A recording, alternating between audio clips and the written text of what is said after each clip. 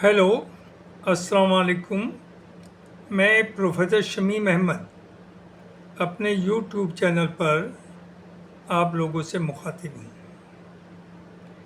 आज की बात में मैं बात करूँगा जो इस वक्त मुसलमानों का हाल है,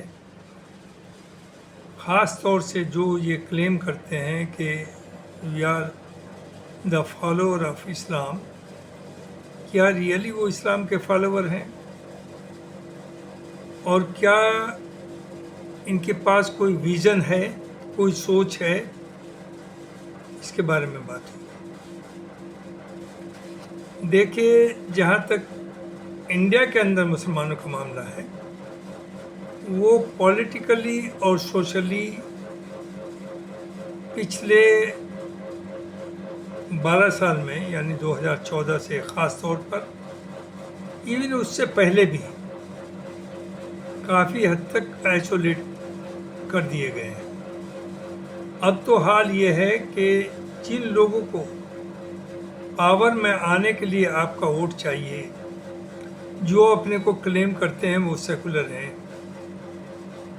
वो भी आपसे दूरी बना करके रखना चाहते हैं, चूँकि उनकी भी मजबूरी है। ये भी सही है कि उनकी भी मजबूरी है।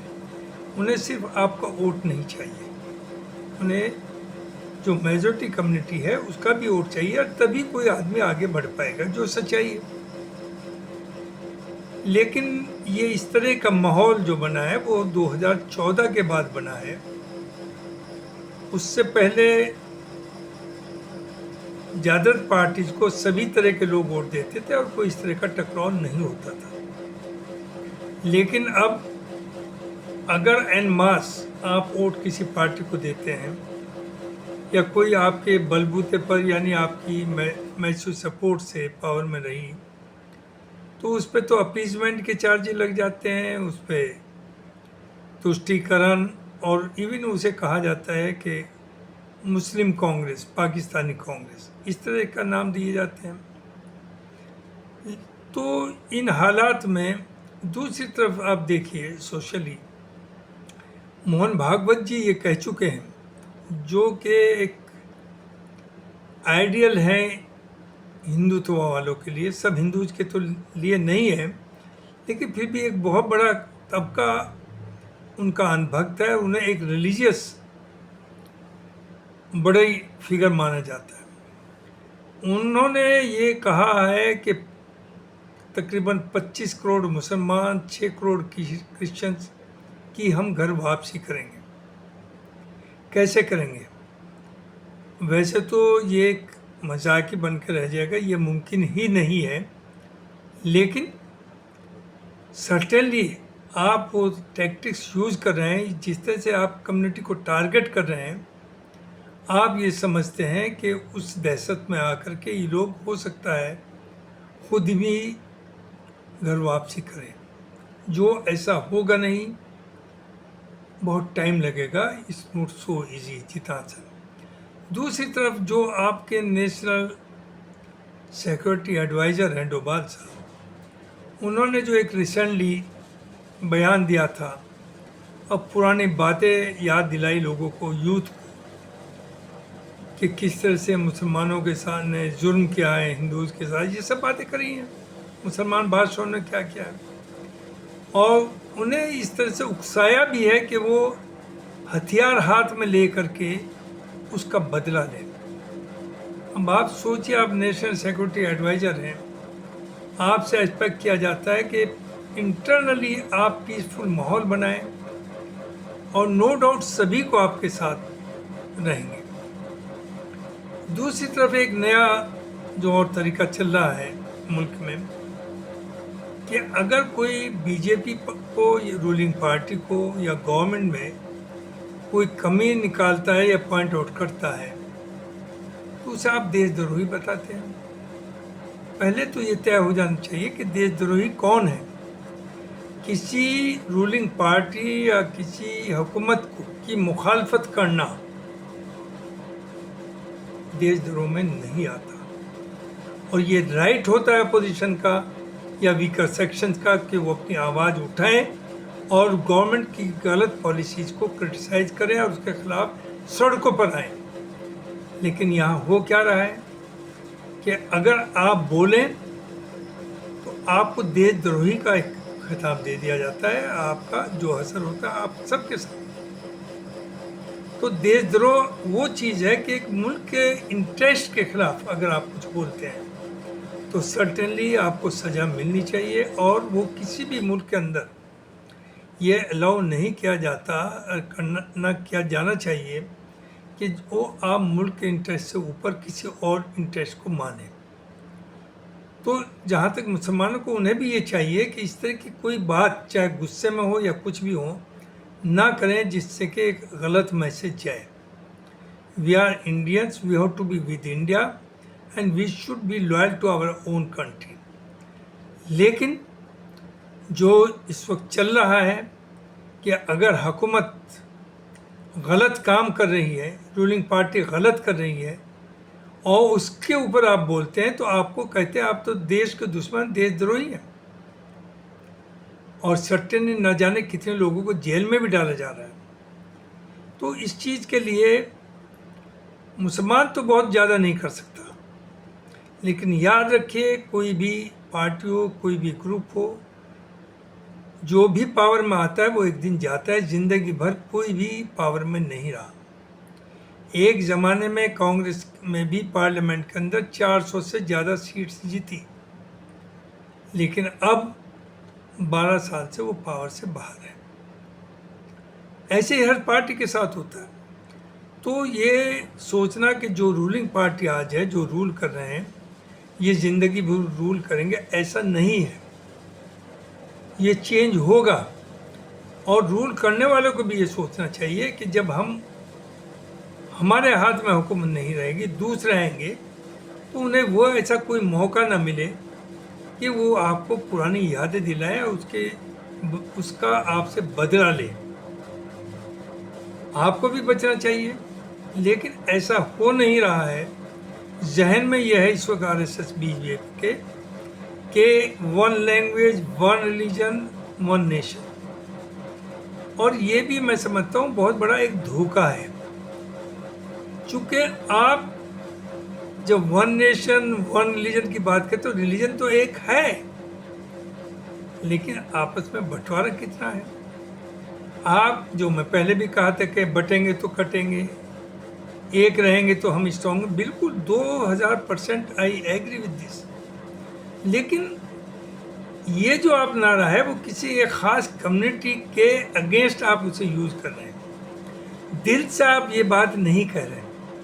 अगर दिल से बात करें तो आप जिस तरह से आपने सोसाइटी को 4 हिस्सों में बांट रखा है, सवर्ण में आता है सिर्फ ब्राह्मण, ठाकुर, वैश्य, 3। उसके बाद OBC, दलित, सब नीचे के तबके में आते हैं। और उनका रिलीजियसली आपके यहाँ कोई हैसियत ही नहीं है। वो आपके बराबर में बैठे या आपके साथ खाएं। तो देखिए, पहले तो ज़रूरत यह है कि मुसलमान हो या हिंदू हो, सबसे बड़ी चीज़ है इंसानियत। इंसानियत तो ये कहती है कि not only your own religious brothers, बल्कि जितने भी लोग हैं, अगर किसी को तकलीफ़ है तो हम उसकी तकलीफ़ को दूर करें, उसकी मदद करें। तो मुल्क जिस तरफ जा रहा है, जिस तरह की बातें कर रहा है, ये एक बहुत भयानक और एक ख़तरनाक सिचुएशन में पहुंच गया। अब आइए पॉलिटिक्स में क्या हो रहा है सबके सामने है कि अलग कोई भी अगर दुखी होगा पॉलिटिकली तो कहाँ जाएगा, शिफ्ट कहाँ कंप्लेंट करेगा? ये तो इलेक्शन कमीशन को करेगा या कोर्ट में जाएगा। दोनों जगह सुनवाई नहीं। Not only the election commission, जो कि एक ऑटोनोमस बॉडी है, but it has become a tool in the hands of the ruling party.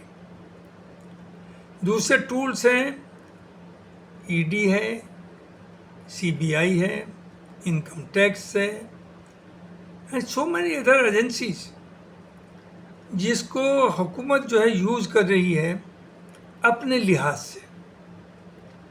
मेरा ये कहना है कि अगर वाकई किसी ने गलत किया है तो उसके खिलाफ एक्शन होना चाहिए, इर्रेस्पेक्ट ऑफ कम्युनिटी और रिलीजन।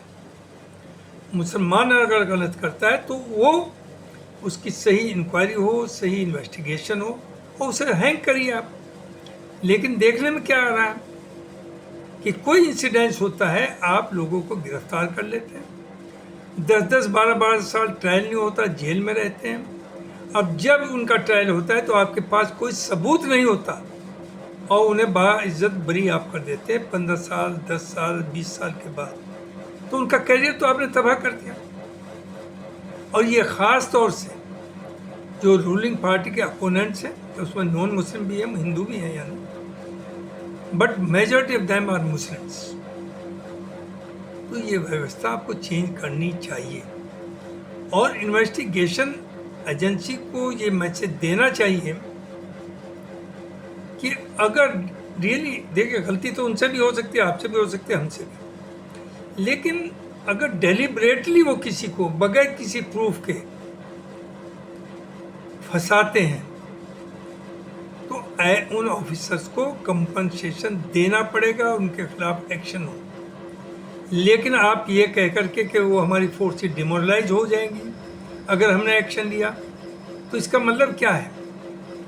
क्या आप उन्हें कम मिसयूज करते रहेंगे, लोगों को बर्बाद उनकी ज़िंदगी करते रहेंगे। पॉलिटिकली यही है कि आप यूपी में देख लीजिए, बंगाल में देख लीजिए, आसाम में देख लीजिए कि जो डिलीट हुए हैं उसमें मोर देन 70 to 80% इन बंगाल और दूसरी जगहों पे भी एक बड़ा नंबर जो है वो मुसलमानों का डिलीट किया गया। और जो ऐड हुए हैं वो जब ये श्योर थे कि ये हमें वोट देगा, उनके नाम ऐड किए गए। तो क्या ये डेमोक्रेसी है? क्या डेमोक्रेसी चलेगी? बंगाल में जिस तरह से फाइट किया है ममता ने, अपोजिशन में कोई लीडर उसके मुकाबले का शायद नहीं है। राहुल गांधी हैं, वो एज ए मैटर ऑफ हर मामले पे बोल रहे हैं, हर पे खड़े हैं, बट विद इन स्टेट जैसे वो लड़ रही है अपने राइट्स के लिए, उसका कोई दूसरी एग्जाम्पल नज़र नहीं आ रही। लेकिन चूँकि रूलिंग पार्टी ने तय कर लिया कि हमें हर हालत में बंगाल चाहिए, तो जितने भी टैक्टिक्स हो सकती है वो यूज़ हो गई।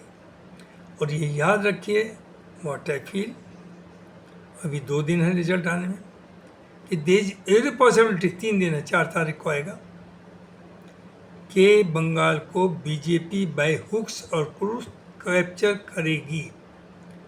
और बंगाल अगर होता है तो यूपी में एक थोड़ी बहुत, हालांकि मुझे तो अभी भी उम्मीद नहीं है कि अपोजिशन आ पाएगी या आप ये योगी गवर्नमेंट को हटा पाएंगे, लेकिन चलिए जिन लोगों को थोड़ी बहुत है उम्मीद है भी, उस उम्मीद के ऊपर पानी फिर जाएगा। अगर बंगाल जाता है तो यूपी तो बहुत आसानी से जाएगा, चूँकि यूपी में ना तो कोई आपके पास ममता जैसा क्लीन और फाइटर है अपोजिशन के पास, और ना कोई कमिटमेंट वाला है। तो यूपी जाएगा और उसके बाद हालात, चूँकि सर्टनली बीजेपी की एक बहुत बड़ी कामयाबी होगी कि सब करने के बाद भी हम पावर में आ रहे हैं, तो चेंज तो तभी आएगी जो मैं सोचता हूँ कि 29 तक तो I don't think there will be any change, BJP will remain in power. 2034 में भले ही एक चेंज आ जाए, और वो भी तभी आएगी जब मेजॉरिटी कम्युनिटी के लोग अच्छी तरह से समझ जाएंगे कि उनके बच्चों का फ्यूचर अब क्या होगा। कब तक हिंदू मुसलमान और गाय का नाम लेकर के ये वोट देते रहेंगे? तो जब तक पब्लिक नहीं खड़ी होगी, और एक दिन पब्लिक को खड़े होना पड़ेगा अपने सर्वाइवल के लिए। तो मुझे यही कहना, जहाँ तक मुसलमान का कि उसकी कोई हैसियत नहीं पॉलिटिकली सोशली, तो वो कम से कम लो प्रोफाइल में रहें और दलाली करना छोड़ें। इन्हें शर्म आनी चाहिए कि बीएसपी मायावती, जिसके खिलाफ ना जाने कितने करप्शन चार्जेस हैं, जिसकी फाइल रूलिंग पार्टी के पास है। अगर अपोजिशन कभी कभी ख्वाब देखती है कि इससे अलायंस करें, ये कभी अलायंस करेगी नहीं, चूँकि उससे इसका फ़ायदा नहीं। और अगर अलायंस कर भी लेगी और 50 के कैंडिडेट जीत गए और बीजेपी को 50-40 की ज़रूरत हुई, तो माफ़ कीजिए, छोड़ करके बीजेपी में जाएगी, वो अपोजिशन के साथ नहीं रहेगी। दूसरी चीज़, उसका सिर्फ और सिर्फ काम, बार बार मैं कह रहा हूँ, कि मुसलमान से पैसा लेना और उसके वोट को बर्बाद करना। लेकिन अफसोस, आपकी कम्युनिटी में इस तरह के लोग हैं जो सिर्फ ये चाहते हैं कि उनका नाम हो, उनकी पहचान इलेक्शन के थ्रू बने, और वो बीएचपी के मायावती के दरवाजे पर लाइन लगाए हुए हैं कि वो मायावती जी उन्हें टिकट दे दें, और वो फिर बाद में लिखे पूर्व प्रत्याशी, चाहे उसकी ज़मानत जब्त हुई हो, लेकिन अब तो ये भी एक क्वालिफिकेशन है, पूर्व प्रत्याशी। और लोग ये भी कहते हैं कि साहब अगर इलेक्शन ना लड़ा तो हमारे जो सपोर्टर्स हैं वो इधर उधर भाग जाएंगे। यानी आप अपने सर्वाइवल के लिए कम्युनिटी और मुल्क के बारे में नहीं सोच रहे हैं, आप इंडिविजुअली अपने बारे में सोच रहे हैं। और हम बात करते हैं इस्लाम की, हम बात करते हैं मुसलमान की, हम बात करते हैं प्रोटेक्शन की। आपका असर इतना बुरा होने जा रहा है जो आप सोच नहीं सकते। तो इन गद्दारों से, इन दलालों से कम्युनिटी शुड बी अवेयर। अगर इस वक्त आपका कोई लीडर है, या तो आप हर जगह जो बेस्ट कैंडिडेट हो उसे टिकट दें, इर्रेस्पेक्ट ऑफ हिज पार्टी। चूँकि हर पार्टी में क्रिमिनल, चोर, डकैत, रेपिस्ट भरे हुए हैं। पार्लियामेंट का जो न्यूज़ है डेटा, उसमें बताया जा रहा है कि 534 में से मोर देन 200 के ऊपर बुरे से बुरे तरीके के केसेस चल रहे हैं। तो मुल्क को अगर बचाना है और कौम को बचाना है तो सोच समझ करके आगे चलिए, किसी के हाथ का टूल ना बनिए, अपनी अकल का इस्तेमाल करिए। इससे काम नहीं चलेगा जो आप कौम को बर्बाद कर रहे हैं। और ये लिहाज कभी ना करिए कि अगर मेरा करीबी रिश्तेदार या मेरा करीबी दोस्त गलत लाइन पे चल रहा है तो आप इस लिहाज में ना बोलें कि वो नाराज़ हो। Let him B. अगर आपका बेटा या आपका बाप भी गलत लाइन पर है तो उसे गलत कहिए, ये गुनाह नहीं है। बाप की बात को ना मानना, अगर वो गलत रास्ते पे लाए, ना माने तो कोई गुनाह नहीं है।